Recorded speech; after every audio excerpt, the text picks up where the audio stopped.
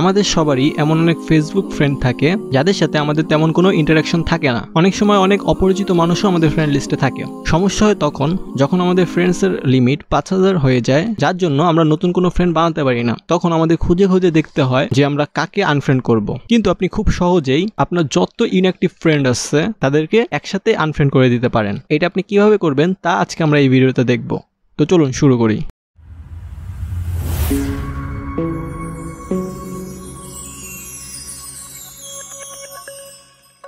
প্রথমে আপনি আপনার ফেসবুক অ্যাপটি ওপেন করবেন।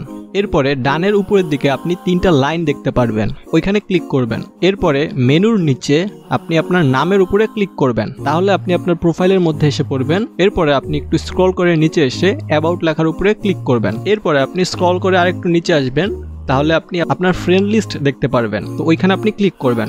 এইখানে আপনার যত ফ্রেন্ড আছে তাদেরকে আপনি দেখতে পারবেন। যেমন এইখানে আমার 3263 জন ফ্রেন্ডস রয়েছে। এর পাশে আপনি ম্যানেজ লেখা দেখতে পারবেন। আপনি এই ম্যানেজ লেখার উপরে ক্লিক করবেন, তাহলে আপনি একটা অপশন পাবেন লিস্ট ইন্টারাক্টেড উইথ।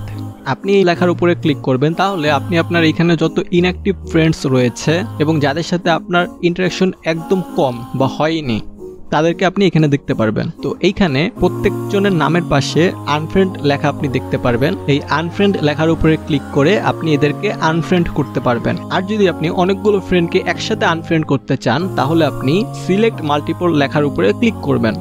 এরপরে প্রত্যেকজনের নামের পাশে আপনি চেকবক্স দেখতে পারবেন। এরপরে আপনি যাদের যাদের আনফ্রেন্ড করতে চান ওই নামগুলো সিলেক্ট করবেন। এরপরে যদি আপনি নিচে আনফ্রেন্ড লেখার উপরে ক্লিক করেন, তাহলে আপনি যতগুলো ফ্রেন্ডদের সিলেক্ট করেছেন সবাই একসাথে আনফ্রেন্ড হয়ে যাবে। তো এভাবে আপনি খুব সহজেই আপনার ইনঅ্যাক্টিভ ফ্রেন্ডদেরকে আনফ্রেন্ড করতে পারেন। তো এই ছিল আজকের video. Thanks for watching this video.